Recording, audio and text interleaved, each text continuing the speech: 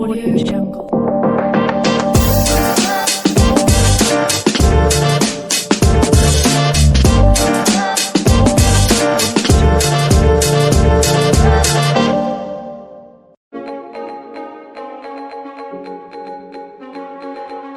Hello, အားလုံးပဲမင်္ဂလာပါရှင်။ Judos Corner ရဲ့ podcast series လေးဖြစ်တဲ့ From Soul to Sound ဆိုတဲ့ program လေးကနေပြီးတော့အားလုံးကိုကြိုဆိုလိုက်ပါတယ်။ဒီနေ့ Judos Corner ရဲ့ပထမဆုံး podcast လေးမှာတော့ Voice of the Ground ဆိုတဲ့ topic လေးနဲ့အတူပေါင်းဆွေးနွေးပြီးသွားမယ့် guest speaker အမနှစ်ယောက်ကိုဖိတ်ခေါ်ထားပါတယ်ရှင်။ guest speaker အမနှစ်ယောက်ဆိုလို့ရှိရင်တော့စကိုင်းကိုဘို့ပြုတ်ပြီးတော့လုပ်ခဲ့တဲ့ငလင်ဖြစ်ပွားပြီးခဲ့တဲ့ငလင်နဲ့ပတ်သက်တဲ့အဆောင်ချက်တွေမှာထထဝင်ပါဝင်ဆောင်ရွက်ခဲ့ရုံနဲ့မကဘဲနဲ့ငလင်နဲ့ကြားတင်ရာဒေသအထိညီပြင်းစင်းပြီး on ground volunteer အနေနဲ့တာဝန်ယူပေးခဲ့ကြပါရှင်။အခုချိန်ထိလည်းငလင်နဲ့ပတ်သက်ပြီးတော့ပြန်လည်ထူထောင်ရေးလုပ်ငန်းစဉ်တွေအတွက်ဆက်လက်ဆောင်ရွက်နေကြပါရှင်။ဒါဆိုလို့ရှိရင်ခုရေဝန်းနဲ့အခက်အခဲတွေကြုံခဲ့ကြတဲ့ guest speaker မရဲ့ soul တွေကလည်းရှင်ရွေးခံစားချက်အတွေ့အကြုံအဖြစ်ပြလေးတွေကို Kara နဲ့တူ sound လေးအဖြစ်တူနားထောင်ကြည့်လိုက်ကြအောင်ရှင်။ဒီနေ့ podcast လေးရနေပြီးတော့မယူကီနဲ့မဆီနာကိုကြိုဆိုလိုက်ပါရှင်။ဒီနေ့ podcast လေးမှာ Kara ကို session 3ခုစီစဉ်ထားပါရှင်။ session 1မှာဆိုလို့ရှိရင်တော့ introduction အနေနဲ့ Kara မိတ်ဆက်တဲ့အပိုင်းလေးသွားပါမယ်ရှင်။ session 2အနေနဲ့ကတော့ question and answer session လေးကိုသွားပါမယ်ရှင်။ session 3မှာတော့ knowledge sharing, info sharing session လေးဖြစ်ထည့်သွင်းပေးထားပါရှင်။ Kara ကတော့ဒီနေ့ podcast လေးမှာ organizer အနေနဲ့တာဝန်ယူပြီးတော့အမားတို့နဲ့တူဆွေးနွေးပေးသွားပါမယ်ရှင်။ဆိုတော့ guest speaker နှစ်ယောက်ဖြစ်တဲ့အမယူကီနဲ့မဆီနာတို့တွေ့ရတာဝမ်းသာပါရဲ့ရှင်။ speaker အဖြစ်နဲ့ဖိတ်ခေါ်ထားတဲ့မယူကီနဲ့မဆီနာတို့လည်းမိတ်ဆက်ပေးကြပါအောင်ရှင်။ ဟုတ်ကဲ့ပါဗျကျွန်တော်နာမည်ကတော့အင်းကြီးသူပေါ့နော်ကျွန်တော်ကဒီ academic path မှာဆိုလို့ရှိရင်တော့ကျွန်တော်ပုံမှန်အနေ General English Instructor အနေနဲ့ရောနောက် GED-RLA Instructor အနေနဲ့ရောတာဝန်ယူပါတယ်ဒါပေမဲ့ကျွန်တော်ဒီနေ့ခေါင်းစဉ်ကတော့မြေပြင်နဲ့ပတ်သက်တာဆိုတော့ဒီငလင်နဲ့ပတ်သက်တာဆိုလို့ရှိရင်တော့ကျွန်တော်ပြီးခဲ့ဒီ March လ28ရက်နေ့မှာဖြစ်ခဲ့ငလင်နဲ့ပတ်သက်ပြီးတော့ပေါ့နော်ကျွန်တော် March 31လောက်မှာမန္တလေးစကိုင်းကြောက်စဲပြီးကျွန်တော်တို့နေရအမရပူရဆိုတော့အဲ့ဝင်းချင်ပေါ့နော်အဲ့ဝင်းချင်ကိုကျွန်တော်မြေပြင်ဆင်းပြီးတော့လောက်အားနဲ့ကူညီခဲ့ကျွန်တော်ကိုယ်တိုင်ရတော့လောက်အားပါပဲဒါပေမဲ့ကျွန်တော်အိမ်ဘက်ကငွေအားပေါ့နော်အဲ့လိုပေါင်းပြီးတော့ကူညီခဲ့တာမျိုးရှိရယ်နောက်ပြီးတော့ကျွန်တော်အခုဒီလအကုန်လောက်ကြာလို့ရှိရင်လည်းတစ်ခေါက်ပြန်လည်ထူထောင်ရေးအတွက်မန္တလေးသွားဖို့စီစဉ်နေပါတယ်ပြပါလားရှင်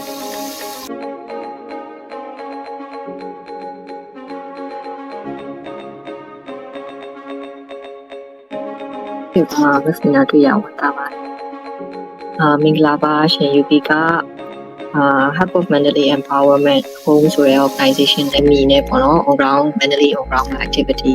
project ကြီးလုပ်ခဲ့ပါတယ်ယူပီကကျတော့2022ခလေးကစခဲ့တဲ့ Conception ဆိုတဲ့ youth organization ရဲ့ founding member လေးဖြစ်တယ်ပေါ့ former CEO နဲ့ chief communication officer လေးဖြစ်တယ်ဒါပေမဲ့ဒီ2024ခုနှစ်မှာ Home ဆိုတဲ့ organization ကိုဒီအဓိက Mandalay ကလူငယ်တွေ empower youth empowerment အတွက်အဓိကလှုပ်ဆောင်ခဲ့တယ်ပေါ့နော်ဒီ Home အနေနဲ့က30ရက်နေ့ကလေးကနေပြီးတော့စပြီးတော့လုပ်ခဲ့တယ်ပေါ့နော်ဒီ on ground activities တွေကို list အနေနဲ့ပြောရမယ်ဆိုလို့ရှိရင်ဒီ31ရက်နေ့ကလေးကပုံဖို့ပါခဲ့တယ်လူဦးရေ600စားတောင်းတဲ့ကြီးတန်းနေပေါ့နော်နောက်ပြီးတော့ဒီနောက်ထပ်နေရာတွေတွားခဲ့ရဆိုလို့ရှိရင်ပုံတန်းလူတွေညောင်းတက်အိမ်မှာလည်းဒီ3 April 3ရက်နေ့ကနေပြီးလူဦးရေ900စာဒီ8 emergency aid တွေဖြန့်ဝေခဲ့ပေါ့နော်96ပုံမှာဆိုလို့ရှိရင် Operation Hope for Myanmar နဲ့အိမ်အောင်စု household 900စာလောက်ယူပြီးတော့ဒီလိုမျိုး emergency aid တွေdistribute လုပ်နိုင်ခဲ့တယ်ပြီးတော့9ရက်10ရက်မှာဆိုလို့ရှိရင် Reach Relief Recover ဆိုတဲ့campaign မှာ UK on ground partner အနေနဲ့ပါဝင်ခဲ့ပြီးတော့မန္တလေးနဲ့စကိုင်းမှာပေါ့နော်အိမ်အောင်စု120စာဒီ emergency relief aid တွေကို UK တို့ဖြန့်ဝေနိုင်ခဲ့တယ်အဲ့ပြီးတော့ဒီ17ရက်နေ့မှာဆိုရင်လည်း UK တို့တူရိန်နဲ့ဒီနေ့မှာပေါ့နော်ဆိုကိုဒီပညာကဆောက်လုပ်ခဲ့တယ်ဆိုတာ station ကိုရင်ပြီးတော့ကူညီပေးခဲ့တယ်ကလေးတွေအတွက်ဒီ psychosocial support အနေနဲ့ရောဒီဆိုလာနာမှာဘယ်လိုမျိုးရမယ်ထိုင်ရမယ်မကစားရအောင်ဆိုတဲ့ precautions တွေရောပြောပြ နေခဲ့တယ်ပေါ့နော်အဲ့နောက်ပိုင်းမှာထွက်ခဲ့တဲ့ project တွေကတော့အတာ project ရှိတယ်ဒီနောက်စု300စာနောက်ထပ် relief aid တွေဖြန့်ဝေတဲ့ဟာရယ်နောက်ပြီးကြတော့ဒီ psycho social support နဲ့ပတ်သက်ပြီးတော့ဆိုလို့ရှိရင်ဒီပါခဲ့ volunteer တွေကို degree section နဲ့လုပ်ပေးတာအခု counseling section တွေပြန်လုပ်ပေးတာရယ်ဒါက April 14ရက်နေ့ထိဆိုလို့ရှိရင် UK ကို impact ဖြစ်ခဲ့တဲ့household ဆိုလို့ရှိရင် house of aid ဆိုလို့ရှိရင်2000ကျော်ရှိမယ်ပေါ့နော်အဲ့နောက်ပိုင်းဒီ14ရက်နေ့နောက်ပိုင်း UK ကိုဆက်လုပ်ဖြစ်တာကဒီ Reach Relief Recover ဆိုတဲ့ campaign ကNGO တခုကနေလုပ်တဲ့ campaign ကို UK ကိုvolunteer အနေနဲ့ပါဝင်ခဲ့ပေါ့နော်ဒီသူ့ရဲ့ရှိမှ project ဒီ shelter project ရှိရယ်ဒီ PFA training with mini grants ရှိရယ်ပြီးတော့မျိုးသမီး350ကို hygiene kits တွေဖြန့်ဝေတဲ့ဟာရှိရယ်ပေါ့နော်ဒါတွေမှာ UK management အပိုင်းရောဒီ grant တွေပြန်ယူပြီးတော့လုပ်ပေးတဲ့ဒီ volunteers တွေနဲ့ human resource အပိုင်းရောတာဝန်ယူပေးခဲ့တယ်နောက်ပြီးကြတော့တခြား UK လုပ်ခဲ့တာတော်တော်များတယ်ခါလေးကျရင် project report တွေလည်းမနိုင်ဘူးအခုလောလောဆယ်ကဆက်ပြီးတော့ run နေတာဆိုလို့ရှိရင်ဒီခုနက Reach Relief Recover 3R campaign ရဲ့UK project Medicare ဆိုတာလည်းရှိရပေါ့နော်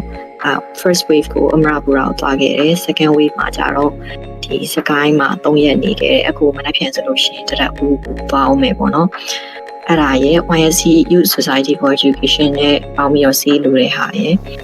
channel project တွေကကြတော့မျိုးတူတီလိုတဲ့ဟာတွေပေါ့နော် I think education and bridge တို့နဲ့ပူးပေါင်းပြီးတော့ဒီ relief အတွက်ကို HT လိုတဲ့ဟာတွေယူပြီးလုပ်ခဲ့ပါတယ်ကဲပါရှင် activities တွေအများကြီး project တွေအများကြီးလုပ်နေအောင်တွေ့ရပါတယ်ရှင်ဟုတ်ကဲ့ပါ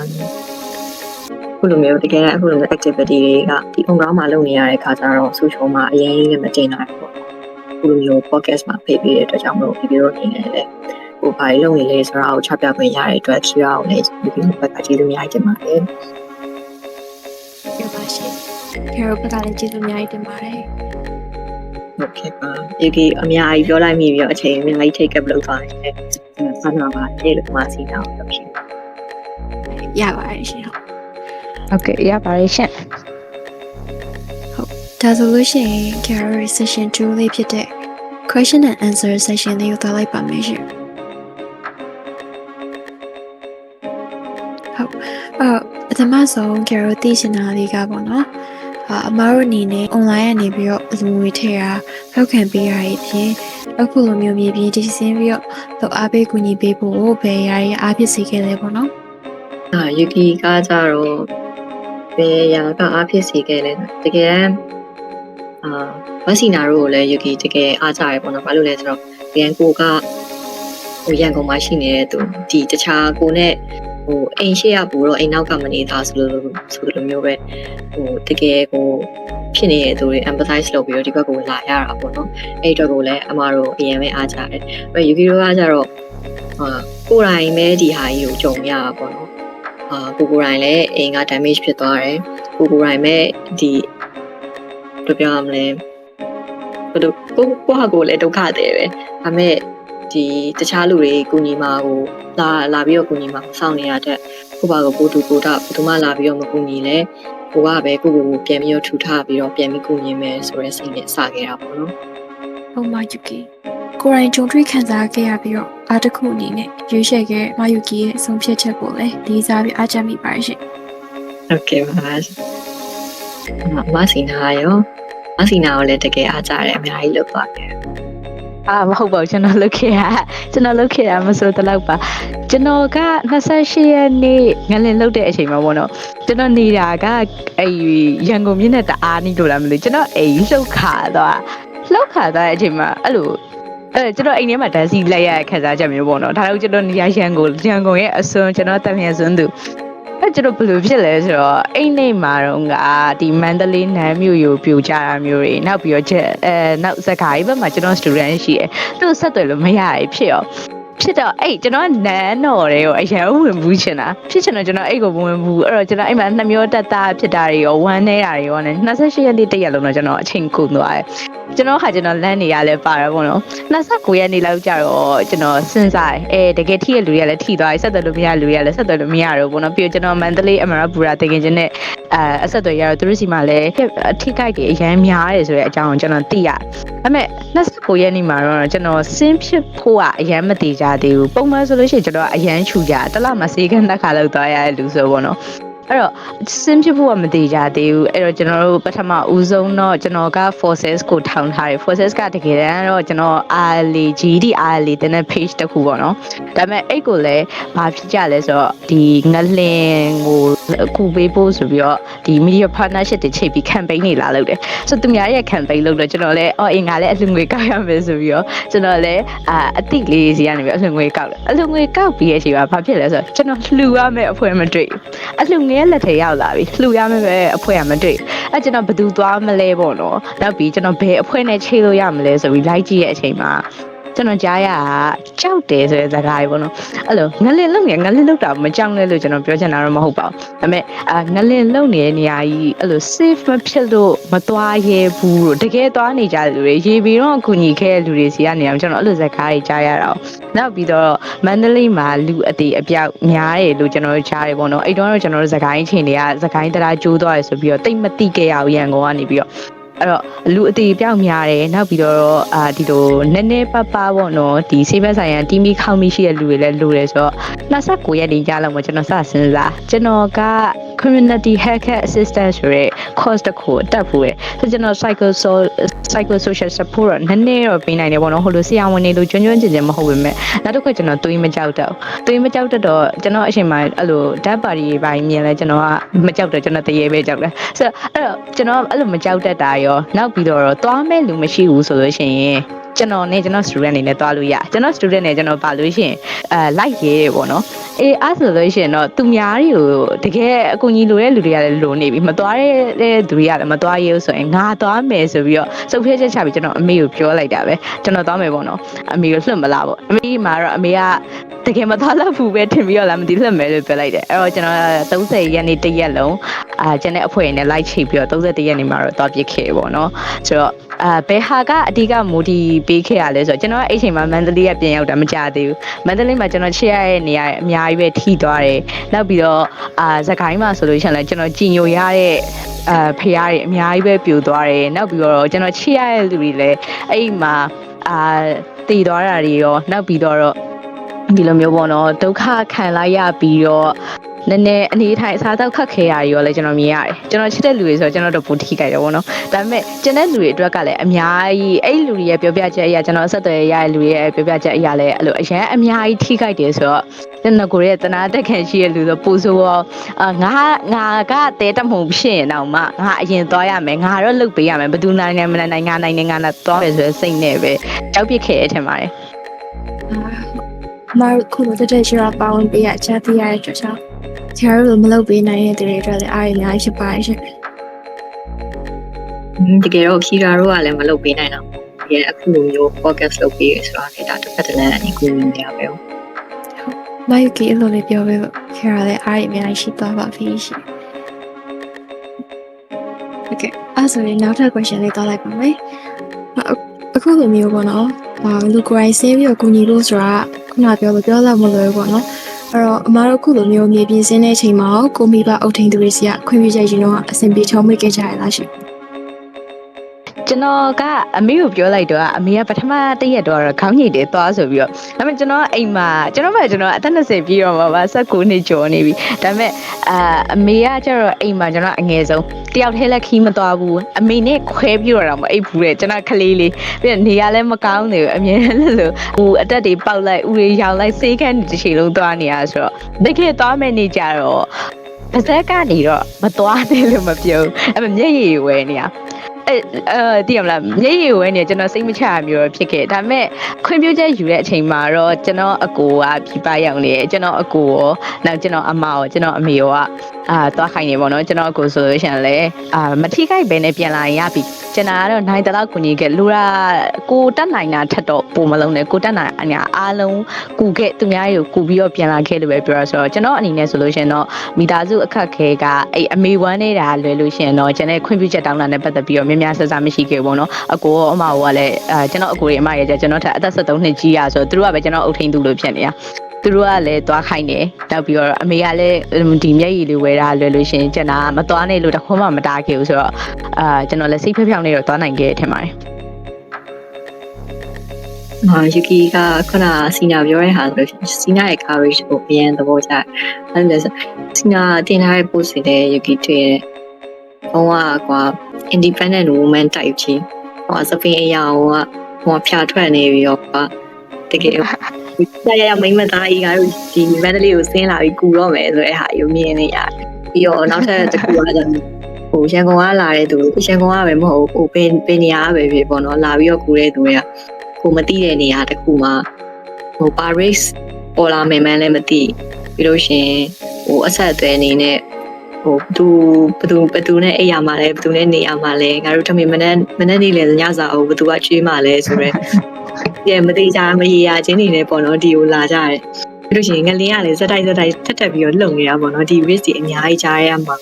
ဟိုကိုမသိတဲ့နေရာတစ်ခုကိုလာပြီးတော့ကူပေးဖို့ဆိုတာတကယ် courage အများကြီးလိုတဲ့အတွက်ကြောင့်တကယ်ကိုလေးစားပါတယ်လို့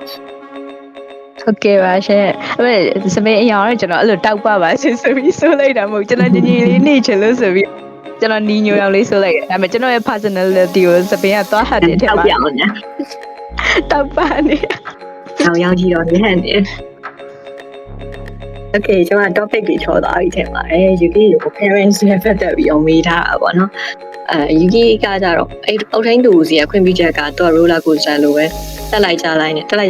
လိုမျိုးလဲဆိုတော့ခါလေးကြလို့ရှိရင်အိမ်ပြင်အောင်မထွက်နဲ့ဆိုပြီးတော့ပြောတာမျိုးရှိတယ်။ဒါမဲ့လည်းခါလေးကြလို့ရှိရင်တချို့ရက်တွေကကိုကလုံးဝဟိုသူများအိမ်ကိုပါသွားအိပ်ပြီးတော့ပူပေးရတာမျိုးဒါမှမဟုတ်သူများလူတွေအယောက်ဟို volunteer တွေအယောက်20 30လောက်အိမ်မှာလာပြီးတော့အိပ်သူတို့ဟိုမနေ့နေ့လေဆိုင်အဲ့လိုမျိုးကြွေးထားအဲ့လိုမျိုးတွေအထိပါဖြစ်ခဲ့တာဆိုတော့ခါရလို့ရှိရင်လည်းနင်လုံးဝအိမ်ပြင်မထွက်နေတော့ခါရလို့ရှိရင်လည်းသူတို့အတက်နိုင်ဆုံးဆုံးစွန်တီကူညီပေးခဲ့တာတွေလည်းရှိတယ်ပေါ့နော်ဟုတ်ကဲ့ဟုတ်နောက်ထပ်ပြီးတော့သိချင်တာလေးကကျတော့ဒီအမားလိုမျိုးပေါ့နော်မြေပြင်တည်ဆင်းပြီးတော့ကူညီပေးခြင်းပဲမဲ့အကြောင်းမျိုးကြောင့်မတော်ရောက်ပေးနိုင်တဲ့လူငယ်တွေလည်းရှိရပေါ့နော်ဆိုတော့သူတို့အနေနဲ့လည်းအဲ့လိုမျိုးစိတ်သက်ကြတာမျိုးတွေနောက်ကိုယ့်ကိုအသုံးမဝင်ဘူးဆိုပြီးတော့တွေးတတ်ကြရပေါ့နော်အဲ့လိုမျိုးစိတ်သက်ကြနေတဲ့လူငယ်တွေအတွက်ကောတခြားကူညီပေးနိုင်တဲ့နည်းလမ်းတွေရှိလို့ရှိရင်အမားတို့အနေနဲ့ခုနားဆင်နေတဲ့သူတွေကိုမျှဝေပေးပါအောင်ရှင်တကယ်ဟိုမြေပြင်ဆင်းပြီးတော့ကူတယ်ဆိုတာလုံးဝကူညီပေးနိုင်တဲ့နည်းလမ်းတွေအများကြီးတဲ့တစ်ခုပဲတခြားအများကြီးဟိုမြေပြင်မှာဆင်းမဲ့သူတွေကိုပို့ပြီးတော့ planning နဲ့ management လုပ်ပေးတာလူငွေအဲ့ဘက်ကနေလူငွေကောက်ပေးတာအဲ့ဒါတကယ်ဟို online မှာ on ground မှာတကယ်လာပြီးတော့မကူညီနိုင်ပေမဲ့ online မှာလုပ်လို့ရတဲ့ဟာတွေတကယ်ကိုအများကြီးရှိတယ်ပေါ့နော်ပြီးတော့နောက်ထပ်ဒီ social outreachတကယ်မြေပြင်မှာကူနေတဲ့လူတွေအတွက် social outreach အောင်လုပ်ပေးတာဒါမှမဟုတ် data တွေ manage လုပ်ပေးတာအဲ့ဒီအပြင်မှာလုံးဝ project တွေထဲမှာ online မှာပို့ပြီးတော့မပါဝင်နိုင်ဘူးဆိုလို့ရှိရင်တော့မှသွားပြီးတော့ကူနေတဲ့သူတွေကို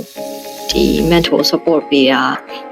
encourage လုပ်ပေးတာသူတို့လုပ်ခဲ့တဲ့ဟာတွေအတွက် appreciate လုပ်ပေးတဲ့ဒီစကားလေးတစ်ခုပြောတာတော့မှပဲသူတို့အတွက်အများကြီးခွန်အားဖြစ်နိုင်တယ်ပေါ့နော်အဲ့တော့ဒီခွန်အားနဲ့သူတို့ကယူကီတို့အသက်ဆက်နေရတာဖြစ်တဲ့အတွက်ကြောင့်မို့ဟိုစကားတစ်ခုကလည်းယူကီတို့အတွက်အများကြီးဒီငလျင်အတွက်ဒီအများကြီးဖြစ်စေတယ်ပေါ့နော်ဒါတော့တကယ်လက်ခံပါတယ်ဒီ podcast ကို join နေရချီချူတန်နေကြလူကအရင် motivated တွေပူဖြစ်လာတယ်လို့ပဲပြန်လက်ထူတော်ရေးထပ်သွားဖို့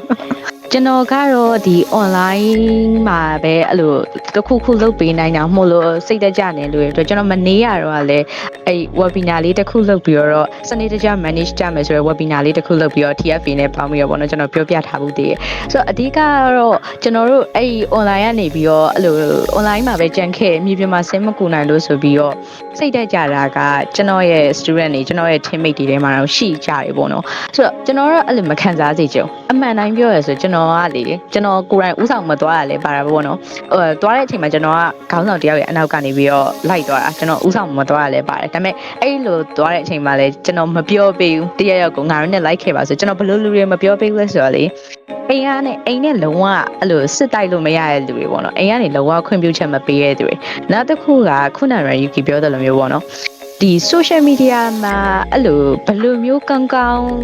ဒီ audience ကို attract လုပ်ရမလဲသိနေရတဲ့သူတွေနောက်ပြီးတော့ကျွန်တော်တို့ grant တွေရှောက်လို့ရတယ်ကျွန်တော်တို့အဖွဲ့စသွားတော့ဆိုလို့ရှိရင်ပေါ့နော် charge တစ်ခုကနေပြီးတော့ grant သိန်း100ရပြီကျွန်တော်တို့အဲ့ကနေစသွားကြဆိုတော့အဲ့လို content ရေးနိုင်တဲ့သူတွေ graphic ရေးနိုင်တဲ့သူတွေကျွန်တော်တို့ရဲ့ daily activities တွေကိုပြန်ပြီးတော့အချိန်နဲ့တပြေးညီတင်ပေးနိုင်တဲ့သူတွေကျွန်တော်တို့အတွက် fans ပို့ရှာပေးနိုင်တဲ့ fundraiser တွေလူတွေဆိုလို့ရှိရင်လေကျွန်တော်ကမလိုက်နိုင်လို့မလိုက်ဘူးဆိုတာထက်လိုက်မယ်ဆိုတော့ကျွန်တော်ထားခဲ့ချင်တ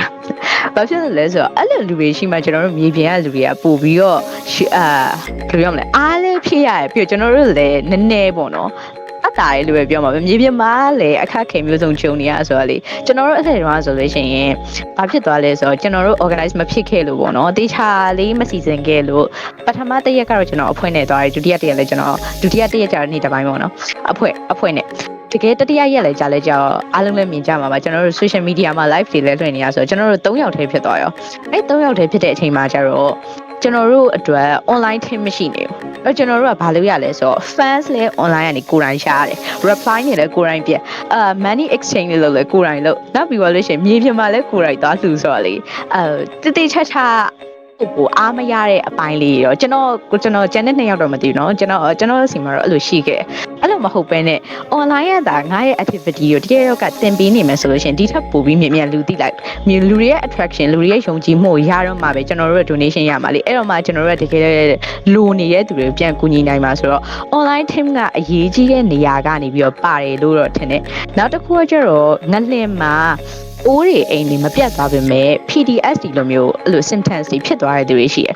်အဲ့လိုတွေက line ရနေတော့မှအဲ့ internet line ရနေတော့မှစိတ်သက်ကြနေမှာအဲ့တော့ online ကနေပြီးတော့ volunteer တွေကဒါသူတို့ကို counseling လုပ်ပေးနိုင်မယ်ဆိုလို့ရှိရင်အနည်းဆုံးတော့ကျွန်တော်တို့လူငယ်တွေရဲ့စိတ်သက်ပိုင်းဆိုင်ရာကိုပြန်ပြီးတော့မြင့်တင်ပေးနိုင်တယ်ဆိုတော့ online ကနေပြီးတော့ counselor လုပ်နိုင်တဲ့သူတွေကလည်းလုပ်လို့ရတယ်နောက်ပြီးတော့ကျွန်တော်တို့ပြန်ပြီးတော့ကူညီလို့ရတဲ့သူတွေကလည်းကူညီလို့ရတယ်ပေါ့နော် online က volunteer ရဲ့ impact ကတော့ရုံမဟုတ် online က volunteer တွေကောင်းလို့ရှိရင်ကျွန်တော်တို့မြေပြင်လူတွေကပို့ပြီးတော့လုပ်နိုင်တယ်ဆိုတော့တရားနဲ့တယောက်ကချိတ်ဆက်နေရဖြစ်တဲ့အတွက်ကြောင့်မလို့ကျွန်တော်တို့ကတော့ online က volunteer တွေမှုလို့ဆိုပြီးတော့ခွဲခြားမျိုးလည်းမရှိဘူးအထင်လဲကြည့်တယ်လေးစားတယ်ဒါကျွန်တော်တို့အကုန်လုံးအတူတူပဲအကုန်လုံးက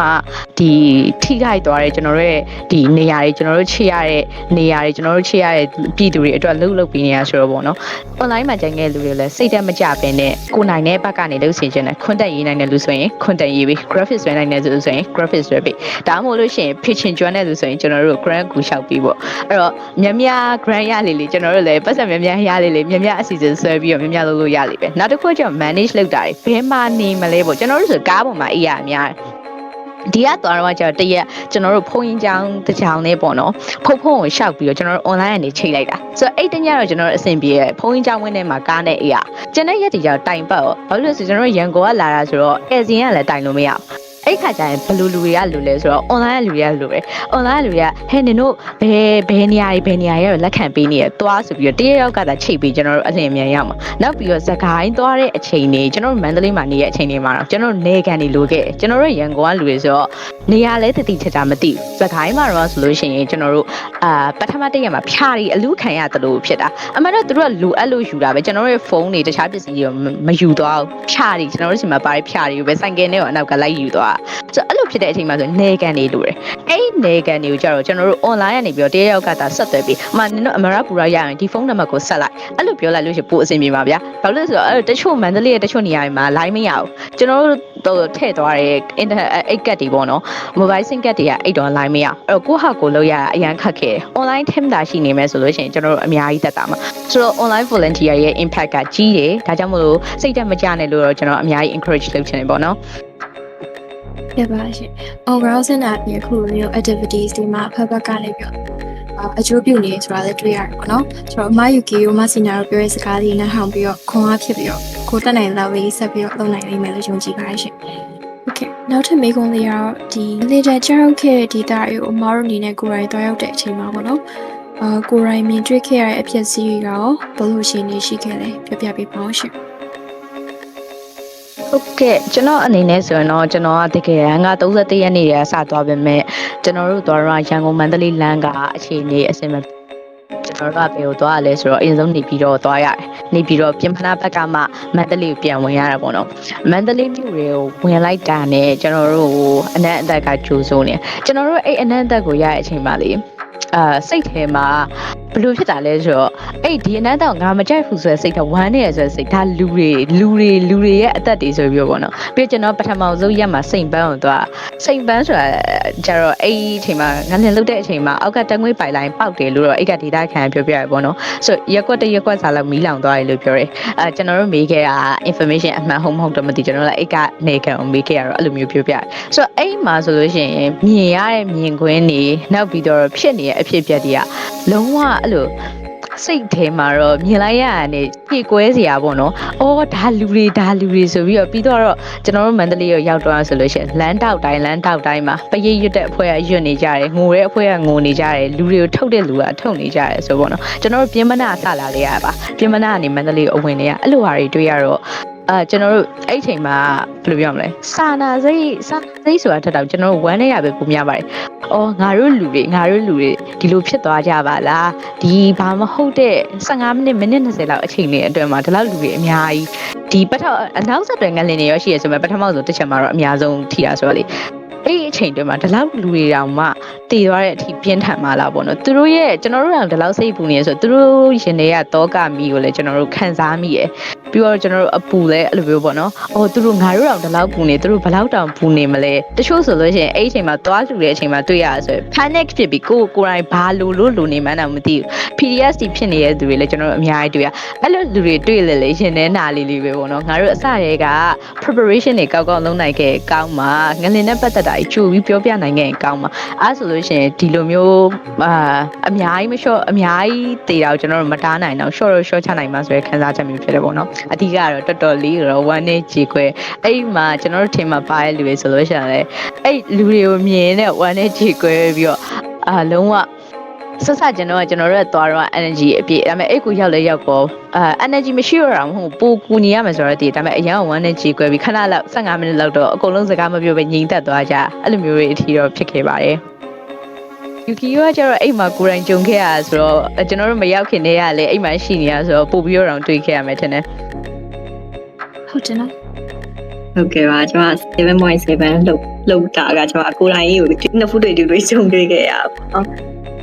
PDF စီရလားမရလားတော့မသိပေမဲ့မသိပေမဲ့ဆိုတာဒါတေချာ diagnose မလုပ်ရသေးတော့ကျွန်မလည်းအခု counseling section တွေတေချာပြန်ပြီးတော့ရှူနေရတယ်ပေါ့နော်ဆဆဖြစ်ရှင်တော့ကဒီအပျက်စီးတွေကဘယ်လိုမျိုးရှိလဲဆိုလို့ရှိရင်ယူကိုလမ်းထဲမှာကတော့တလန်းကို2အိမ်လောက်ပြိုတယ်တလန်းကို2အိမ်လောက်ပြိုတဲ့ဟာမှာသူကတော်တော်များများကလမ်းတောင်းကအိမ်ကြီးပြိုတာများတယ်ပြိုတယ်ဆိုလို့ရှိရင်လည်းတော့အိမ်ကအောက်ထပ်တစ်ထပ်လုံးတော့ပျောက်သွားတာဒါမှမဟုတ်2ထပ်3ထပ်လောက်ပျောက်သွားတာတချို့အိမ်တွေဆိုလို့ရှိရင်တော့ပမုတ်ကိုလီးလိုက်လို့ရှိရင်လေအပြားလိုက်လေးကျလာတယ်အဲ့လိုမျိုးပြီးဘက်ကနေပဲအဲ့လိုမျိုးဘယ်လိုပြောရမလဲတော်တော်လေးကိုအဆောက်အုံနဲ့အရန်ကို fragile ဖြစ်ပါလားဆိုတဲ့ပုံစံဆိုတဲ့ခံစားချက်မျိုးရတယ်ပေါ့နော်ပြီးတော့ဒီထဲမှာဘယ်လိုမျိုးလူတွေတည်တယ်ဆိုတဲ့ဟာလဲကျွန်မဆက်ဖြစ်ခဲ့တဲ့ကယူကီကရှိနေတာဆိုတဲ့အခါကျတော့ဘယ်လိုပြောရမလဲဘယ်လောက်ထိတေးခဲ့ရလဲဆိုလို့ရှိရင်ဥမာလူ4-5ယောက်လောက်ဒီခြေလက်တွေထွက်ပြီးတော့အဲ့ဒီကြိုက်ကြီးအောက်မှာပြည်နေအဲ့ဒါကိုကဲထုတ်နေတဲ့ဟာမျိုးယူကီအိမ်ဆိုလို့ရှိရင်လည်းဘယ်လိုမျိုးဖြစ်သွားလဲဆိုတော့ဒီအိမ်အခုတော့တိုင်နေရပြန်ပြီးတော့စောက်ထားတယ်ပုံနေရနေပါတယ်အကုန်လုံးပြန်ပြီးတော့ဘာဖြစ်သွားလဲဆိုယူကီအခန်းထဲမှာနေပဲ crack ကအခန်းအစားလေးအစုံထိ crack ကြီးတစ်ခုရှိတယ်တကယ်အိမ်ကအလုံး 100% ပြန်ပြီးတော့ပြင်ပြီးရသေးတာတော့မဟုတ်သေးဘူးပေါ့နော်ဆိုတော့စချင်းယူကီဒီငလင်းစချင်းဖြစ်တော့ရတယ်ကိုယ်တိုင်တော့မှဒီမြင်သားမြင်ကိုယ့်အိမ်ကိုမြင်သားမြင်မကျင်ရအိမ်ပေါ်လည်းနေလို့မရဘူးလမ်းပေါ်မှာအကုန်လုံးထွက်နေကြရတယ်ဆိုတော့ဒါကကြတော့ကိုယ်တိုင်ကြီးကြုံနေရတဲ့အခါကျတော့ပြောတော့မပြောပြတတ်ဘူး ကျွန်တော်မပြောရတော့ဘူး survivor skill လည်းရှိရယ်ဟိုဘာကြောင့်ငါကြမှာဆက်ပြီးတော့တက်ရှင်နေရတာလဲဆိုတဲ့ဟာမျိုးရယ်နောက်ထပ်ဒီ PDS ရသွားလားတော့မသိဘူးဒါပေမဲ့ဒီ phantom quake လို့ခေါ်တဲ့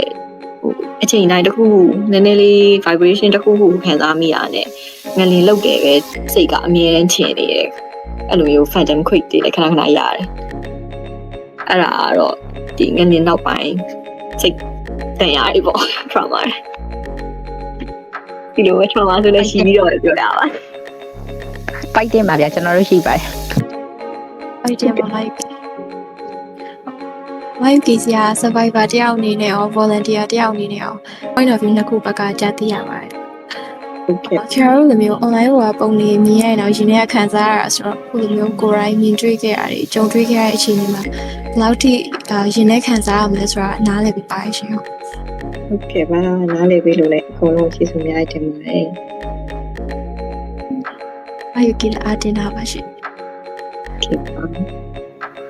နောက်ထပ် question လေးကကျတော့အခုလိုမျိုးဒီငလျင်ပေးတင်ပြီးသွားတဲ့နောက်မှာအခြေအနေကိုခံစားပြင်ပုံမှာမျိုးမဟုတ်ဘဲနဲ့ဒီကိုယ်တိုင်ကြုံတွေ့မြင်တွေ့ရတဲ့အခါမှာဘယ်လိုမျိုးခံစားရလဲပေါ့နော်ဒါပေမဲ့အများစုကတော့ဖြေပြီးသွားတော့နေတူပါတယ်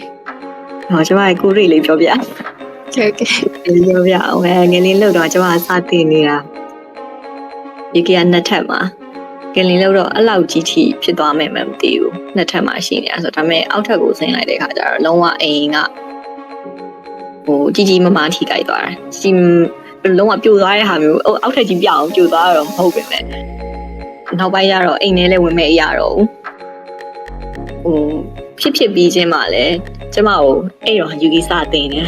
ဆရာမကနေပြန်ပြီးဖုန်းခေါ်လာတယ်ဆရာမရန်ကုန်ဆရာ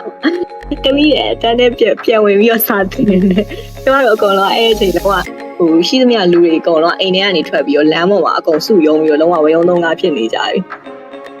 အဲ့တော့အဲ့နောက်ပိုင်းလဲနောက်ထပ်2နာရီ3နာရီလောက်ကြီးထိငလျင်ရဇက်တိုက်ဆက်ပြီးတော့လုံနေအခါကျဘူးမှလည်းအိမ်ထဲကိုပြန်ပြီးတော့မဝင်ရဘူးပြီးတော့ဒါကြီးကဟိုကိုယ့်ရဲ့အဖိုးပါးတွေအောင်မှဒီလောက်ထီဆိုးသွားတဲ့ငလျင်ကိုမကြုံဘူးတဲ့ခါကျတော့ဘာလို့ဘာကိုင်းရမှန်းလည်းမသိဘူးပြီးတော့အကုန်လုံးရက်သွားတယ်ဗျာဒီเจ้าနေဟိုအလုပ်တွေအကုန်လုံးပိတ်သွားတယ်ရက်သွားတယ်အဲ့ချိန်မှာပထမဆုံးတစ်ခုစဖြစ်တာ idol ဟိုအရန်ကိုဘာမှလုံးစရာမရှိပြီးတော့ဘာလို့ရမှန်းလဲလည်းမသိဘာဆက်ဖြစ်မှာလဲဆိုဟိုเจ้าနေအလုပ်တွေပိတ်သွားတာငါတော့ဘာဆက်လုပ်ရမှာလဲဆိုရယ်အဲ့ uncertain ဖြစ်တဲ့ဘာမှမသိဘူးဆိုရယ် feeling ကြီးကတကယ်ဟိုတော်တော်လေးစိတ်ကတိကောက်ဖြစ်စရာကောင်းတယ် မိုက်ကြီးကတော့တကယ်ကြောက်စရာအခြေအနေကိုနီးနီးစက်စက်ကြုံတွေ့လိုက်ရတော့တကယ်လမ်းသွားလို့မှာပဲရှင်မဆီနာအနေနဲ့ရော share ပေးချင်တာရှိသေးလားရှင် ဟုတ်ကဲ့ကျွန်တော်အတန်ကြားရလားမသိ ဟုတ်ကြပါတယ် ခုနကတော့ Yuki ပြောရဲ့ entertain ဖြစ်တယ်ဆိုတော့ကျွန်တော်စီတဲ့ရောက်လာကျွန်တော်ကျောင်းသားအများစုကမန္တလေးရဆိုတော့လေကျွန်တော်အတန်းပိတ်လိုက်ရကျွန်တော်အတန်းပိတ်လိုက်ရတော့ကျွန်တော်ဟေးငါကလေးဘာဖြစ်ကုန်ပြီလဲမသိဘူးသူဘာဆက်လုပ်ရမှာလဲမသိဘူးငါ့ကိုဘာလုပ်မှာဒီကလေးတွေစတဲ့ရမှာသူတို့ကအခုဒီလိုဖြစ်သွားပြီဆိုပြီးတော့ကျွန်တော်ရန်ကုန်ကနေတယောက်တည်းမျှော်လင့်ချက်တွေပြမယ်ဆိုတော့အဲ့လိုမျိုးဖြစ်တာကျွန်တော်စီပါကူးလာတည်ရပေါ့နော်တကယ်အဲ့မြေပြေအခြေအနေကိုတွေ့ရတဲ့အချိန်မှာလေကျွန်တော်ဖြစ်တာတော့ဝမ်းနေရပေါ့နော်တကယ်လူတွေတည်သွားတွေ့ပြီးကျွန်တော်အန်အော်ရရလဲတွေ့ရဘလို့အန်အော်ရရလဲဆိုတော့လေစကိုင်းသွားတဲ့အချိန်မှာငလျင်လှုပ်ပြီးတော့အိမ်တက်အိမ်က10ပေလောက်ယူသွားသူမပြူပဲနဲ့ရွှေ့သွား။အဲ့လိုအံ့ဩစရာတွေလည်းရှိသေးပါလားပေါ့နော်။အဲ့လိုမျိုးတွေလည်းတွေ့ရတယ်။နောက်ပြီးတော့တကယ်ဝမ်းနေရမျိုးတွေလည်းရှိတယ်။နောက်တစ်ခုဆိုလို့ရှိရင်လေကျွန်တော်မွတ်စလင်လေစကိုင်းရောမန္တလေးရောကြောက်စရောပါအဲ့ငလင်လှုပ်တဲ့အချိန်ကကျွန်တော်တို့ဒီအစ္စလမ်ဘာသာဝင်တွေရဲ့ဥပုပ်လနောက်ဆုံးတောက်ကြနေကျွန်တော်တို့ပုံမှန်ဆိုအိမ်တွေကပလီသွားတာကျွန်တော်ကအိမ်ရထားနောက်ကြလို့အိမ်ရောက်နေတာကျွန်တော်အိမ်ရထားနောက်ကြလဲလူတီးကုန်ပါပြီ။အဲ့တော့အဲ့တော့အဲ့အချိန်မှာဖြစ်ရှင်တော့ကျွန်တော်ဦးလေးရတယ်ငှက်လှင်နဲ့ပါသွားတယ်ဒါပေမဲ့မတီတော့သူကဘာဖြစ်သွားလဲဆိုတော့အဲ့ဖျားရှိခွန်းနေရဲ့အချိန်မှာပဲဒီသူတို့ငှက်လှင်လှုပ်ပြီးသူကမေ့လဲသွားတယ်ပေါ့နော်မေ့လဲသွားပြီးတော့သူ့ဘေးနားမှာရှိရဲ့လူတွေကဒီတခါရဲကျွန်တော်တို့စကားနဲ့ပြောတော့အလားအမိခံတယ်ပေါ့ဆုံးသွားတယ် သူပြန်လို့လာတဲ့အချိန်မှာ तू ကတော့ခါမှာဟတ်တက်ကြီးကွဲတဲ့ဒဏ်ရာကြီးနေပေါ့နော်9ချက်လောက်ချိုးရမှာဒါပေမဲ့သူတို့ကလည်းဥပုသ်ဆောက်ထားတဲ့အချိန်ဆိုလို့ရှိရင်ချုပ်တာတွေပါတယ်နဲ့ဆိုစေးတောက်ရလို့ရှိရင်ဥပုသ်ဖြတ်ရမှာဆိုလို့ဆိုပြီးဥပုသ်မဖြတ်ဘူးနော်ကျွန်တော်အဲ့ကြောက်10ဘက်ကိုလည်းရောက်ခဲ့အဲ့မှာကျတော့ကျွန်တော်ဝမ်းနဲ့ရထက်လေခလေးအဲ့လိုခလေးတေးရလဲတွေ့ရောလေကျွန်တော်စိတ်ကအဲ့လိုအမျိုးအမည်ဖော်လို့မရခံစားချက်ကြီးရလာဖျားရှက်ခိုးနေတဲ့အချိန်မှာမှဒီလိုဖြစ်တယ်ပေါ့နော်ပုံမှန်ဆိုတရေကြောက်တယ်ပြင်ကျွန်တော်အိတ်ပလီရဲတဲ့တေးထားဝင်ကြည့်ခဲ့ဒါပေမဲ့ဘယ်လိုပြောမလဲတရေကြောက်တယ်ဆိုတဲ့ခံစားချက်လည်းမရှိတော့ပါဘူးဒီလိုမျိုးထူးခြားစမ်းကြယ်ဆိုပြီးတော့ပဲပြောရမှာလားဒီငိမ့်ချမ်းကျင်လို့တော့မှဒီငိမ့်ချမ်းကျင်လို့ကုသိုလ်ရကျင်လို့တော့မှဒီလိုနေရာမျိုးရောက်ပြီးတော့မှဒီလိုမျိုးဖြစ်နိုင်သေးရဲ့ဆိုပြီးတော့ပေါ့နော်ကျွန်တော်စင်ကျင်တဲ့တရားတွေရနေတာလူဆိုတော့ဘာမှမဆိုဖြစ်နိုင်သေးရဲ့ပေါ့နော်ကျွန်တော်ဦးလေးကတော့နောက်ပိုင်းပြန်ကောင်းသွားတော့ပြီးတော့ကျွန်တော်တို့အဲ့ကြောက်စီကိုလှူခဲ့ရမျိုးရှိတယ်ဆိုတော့အဲ့အပြက်စီကိုတွေ့ရဲ့အချိန်မှာကျွန်တော်ကတော့သုံးသပ်မိတယ်ကျွန်တော်ကပုံမှန်ဆိုလို့ရှိရင်အရန်ကျွန်တော်သူများတွေကိုပဲအကြံဉာဏ်ပေးရအရန်တော့ကျွန်တော်တော်တော်လမ်းပြောက်တတ်တဲ့လူငယ်ဆိုတော့တော်တော်လမ်းပြောက်တတ်တဲ့လူငယ်ဆိုတော့အချိန်မရွေးဘာမှဆိုဖြစ်သွားနိုင်တဲ့အချိန်ရှိတော့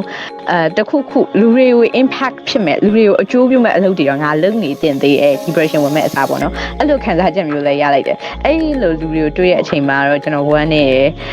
နောက်ပြီးတော့ဒီလိုအံ့ဩစရာကိစ္စလေးလည်းတွေ့ကြမို့လို့ကျွန်တော်အံ့ဩရဒါတော့ကျွန်တော်ရဲ့ခံစားချက်လေးပါကဲပါရှင်တကယ်စိတ်မကောင်းဖြစ်စရာအခြေအနေနဲ့ကြုံတွေ့ခဲ့တာမဆီနာပြောလို့ယူပြီးလဲဆက်ပြီးပြောရအောင်မယ်အဲ့လေဒီပလီအများကြီးဖြိုသွားတယ်ဆိုတဲ့ဟာမှလေယူကြီးရကြတော့ဗုဒ္ဓဘာသာ point of view ကနေပေါ့နော်သူကောင်းကုသိုလ်ရဖို့လုပ်နေတဲ့သူတွေလည်းဒီဟာကကြုံရတာပဲကုသိုလ်ဘယ်လိုပြောရမလဲဒုစရိုက်လုပ်နေမကောင်းတာလုပ်နေတဲ့သူတွေလည်းဒီမကောင်းတဲ့ဟာကြုံရ if you're like လူကောင်းပဲဖြစ်ဖြစ်လူဆိုပဲဖြစ်ဖြစ်ဒါကြီးကို universally အတူတူကြုံရတာပဲဆိုတော့လေယူကြီးကတော့ခံစားဒီလူပြောအဲ့အတွေးခေါ်ကဘယ်လိုမျိုးဖြစ်စီလဲဆိုငါတယောက်တည်းဖြစ်တာမဟုတ်ဘူးသူတို့ကြီးဖြစ်တာလည်းမဟုတ်ဘူးငါတို့ကြီးဖြစ်တာလည်းမဟုတ်ဘူးအကုန်လုံးကဒါကိုခံရတာပဲဆိုတဲ့ခံစားချက်ကနည်းနည်းတော့စိတ်သက်သာစေတယ်လို့ထင်တယ်အဲ့လိုခံစားချက်မျိုးကတော့တကယ်ဝင်ပါကျွန်တော်တို့ဒီရန်ကုန်လာမထိပဲမျိုးပေါ့နော်အားလုံးတော့ထိသွားတာပဲဘလို့လူမလုပ်ဘူးအသက်ငယ်တာကြီးတာအယုတ်အလက်အမြတ်မရွေဘာဆိုဘာမှမရွေပဲနဲ့အကုန်လုံးထိသွားဆိုတော့လေ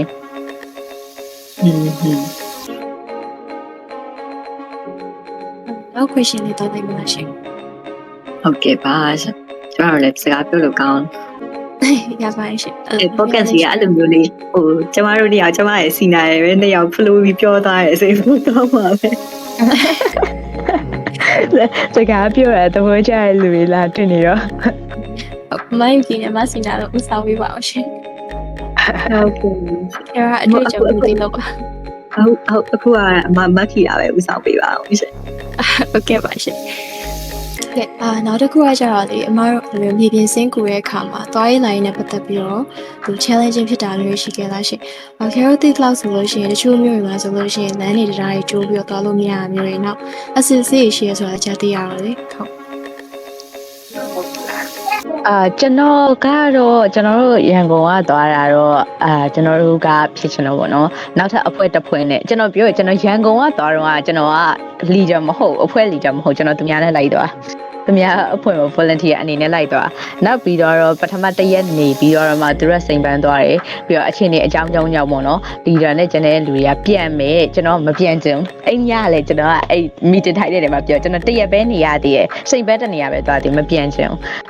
တော့ကျွန်တော်ဘာလုပ်လိုက်လဲဆိုတော့ကျွန်တော်နဲ့အတူတူအလုပ်လုပ်တဲ့ခိုးကနှစ်ယောက်ကိုခေါ်ပြီးတော့ကျွန်တော်တို့တော့အမရပူရမှာဆင်းနေခဲ့ကျွန်တော်တို့တော့ကလည်းတကယ်ခရက်သေးတာအမှန်ကျွန်တော်တို့အမရပူရမှာတည်ရတငယ်ချင်းတစ်ယောက်ပဲရှိရအဲ့တယောက်ကိုကလည်းအဲ့ချိန်မှာဖုန်းဆက်လို့မရနိုင်ဘူးအဲ့တော့ကျွန်တော်ခက်တီပဲခါလိုက်ရတကြီးရှိမှနေခဲ့ရဆိုတော့အဲ့ချိန်မှာအခက်ခဲရစတာပေါ့နော်ကျွန်တော်တို့ရန်ကုန်ကနေလာရဆိုတော့အထုပ်ပေါင်းများစွာနဲ့ခါလိုက်ရတကြီးရှိပါအဲ့ကနေစပြီးကြောက်ခဲ့ရမျိုးတော့ရှိတယ်ဒါပေမဲ့ကျွန်တော်တို့အဲ့တော့အဖွဲ့ကဘယ်လိုဖြစ်သွားလဲဆိုတော့3ဖွဲ့ဖြစ်သွားတာရန်ကုန်ကလာတော့အဖွဲ့3ယောက်လို့ပြောတာအဖွဲ့3ယောက်ထဲဖြစ်သွားတာ3ယောက်ထဲဖြစ်သွားတော့ကန်ကောင်းချင်တော့ကျွန်တော်ဇာတ်ကိုင်းတက်တဲ့အချိန်မှာအစ်စ်မခံရအောင် စကိုင်းတက်တဲ့အချိန်မှာကျွန်တော်တို့က high channel နဲ့တက်တယ်လူ3ယောက်ပဲပါတယ်လူ3ယောက်ကလည်းကျွန်တော်တို့3ယောက်ကအကောင်သေးသေးလေးဆိုတော့ခလေး3ယောက်ပေါ့နော်ခလေး3ယောက်ပဲပါတယ်ပစ္စည်းလေးနည်းနည်းနဲ့ဆိုတော့ကျွန်တော်တို့နိုင်တဲ့လောက်ပစ္စည်းကျွန်တော်တို့ fans ရတဲ့လောက်ပစ္စည်းရယ်နောက်ပြီးတော့ခလေးလေး3ယောက်ပဲပါတယ်ဆိုတော့အဲ့မှာတော့စစ်စေးကိတ်ကတော့ဘယ်သွားမလဲဆိုတော့ကျွန်တော်လည်းရီပြပြီးတော့စကိုင်းသွားမလို့ပြောလိုက်တယ်ဆိုတော့အဲ့မှာတော့သူကလည်းပြန်ရီပြပြီးတော့ဒါခလေးတွေပဲဆိုပြီးလှုပ်ပေးလိုက်တယ်ဗောနော်ကျွန်တော်လည်းနည်းနည်းပါကျေးဇူးတင်ပါတယ်ဦးလေးပါညာပေါ့ပြောပြီးတက်သွားဆိုတော့စကိုင်းသွားတဲ့အချိန်မှာတော့အခက်အခဲအများကြီးမရှိခဲ့ဘူးကျွန်တော်တို့ကြောက်ဆယ်သွားတဲ့အချိန်မှာတော့မြေပြူပါတို့ဘာလို့ဆိုတော့နည်းနည်းတော့အခက်အခဲရှိခဲ့တခြားတော့အစ်အစီကအများကြီးမခံခဲ့ရအောင်ကျွန်တော်တို့ရန်ကုန်မန္တလေးတိုင်းရိုက်လာတာမဟုတ်ဘဲနဲ့ရန်ကုန်နေပြီးတော့မှမန္တလေးပြီးတော့တခြားအဖွဲ့တစ်ဖွဲ့ရဲ့ဦးဆောင်မှုနဲ့ပေါ့နော်လွတ်တဲ့လမ်းတွေကနေလာတာပြီးတော့ဘယ်လိုပြောမလဲကားတန်းနဲ့လာတာဗျာကျွန်တော်တို့အဖွဲ့တစ်ဖွဲ့ရဲ့လာတာမျိုးမဟုတ်ဘဲနဲ့ကားတန်းနဲ့တခြားရေကားတွေကားတွေညာကားတွေအဲ့လိုခလူမဲ့ကားတွေအများကြီးခြားရမှာလိုက်တာဆိုတော့လမ်းအခက်ခဲရတော့မကြုံခဲ့ရအောင်စကိုင်းတက်တဲ့အချိန်မှာတော့ကျွန်တော်ဟီဟီလုပ်ပြလိုက်လို့လွတ်ခဲ့ပေါ့နော်ဆိုတော့အဲ့လောက်ပါအရင်ရောခက်ခဲရမျိုးမရှိခဲ့ဘူးယူကီတုံးကလည်းအဲ့လိုမျိုးတဲ့လမ်းနေတိုင်းကျိုးရဲဆိုတာကျိုးရဲလို့သိနေပြီလို့ရှိရင်အဲ့နေရာကိုရှောင်ပြီးတော့သွားတာပေါ့နော်ဆိုတဲ့ခါကျတော့သွားလို့ဒီနေရာကိုသွားမယ်ဆိုလို့ရှိရင်မသွားခင်ရွေးစိုက်စာပဲအရင်ဆင်းရတာကိုဆိုတဲ့ခါကျတော့ကိုကဘယ်နာကိုသွားမှလဲဆိုတာသိပြီးမှသွားတဲ့အတွက်ကြောင့်မို့ဘယ်လိုမျိုးတော့ကြုံခဲ့ရတော့မရှိဘူးယူကီတို့သွားတာမန္တလေးဒီမျိုးနယ်အကုန်ရောက်တယ်စကိုင်းတရဝင်းဝရောက်တယ်ပေါ့နော်အဲ့ဒီထဲမှာဒီစကိုင်းကိုတက်တော့ဆိုလို့ရှိရင်ဘုံလူတွေပြောကြအဲ့လိုမျိုးထောက်ခံစားတွေပါတွေစစ်တယ်စီးရဲဆိုတဲ့ဟာမျိုးမှာလူမျိုးကတော့ဘာမှဘယ်လိုမျိုးအဲ့လိုမျိုးစစ်ဆေးခံရတာမရှိခဲ့ဘူးပြီးတော့နောက်တစ်ခုအနေနဲ့ကဒီရောင်မြန်အင်ကြီးတွေ vest တွေအုတ်ထုပ်တွေဝတ်သွားတယ်ဆိုလို့ရှိရင်ဟိုအစစ်ဆေးကပို့ပြီးတော့နေရတယ်ပေါ့နော်ဒါဆိုလို့ရှိရင်မော်ရီယာလုံးဝေးလာရေးကိစ္စမှာအဆင်ပြေခဲ့ကြတာပေါ့နော်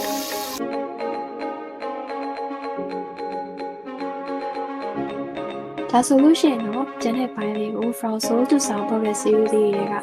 Voice of the Ground ရဲ့ part 2လေးမှာဆက်လက်နားဆင်ပြဖို့အတွက်ဖိတ်ခေါ်ပါရရှင်။ Carol part 2မှာပြန်လည်ဆုံတွေ့ကြပါမယ်။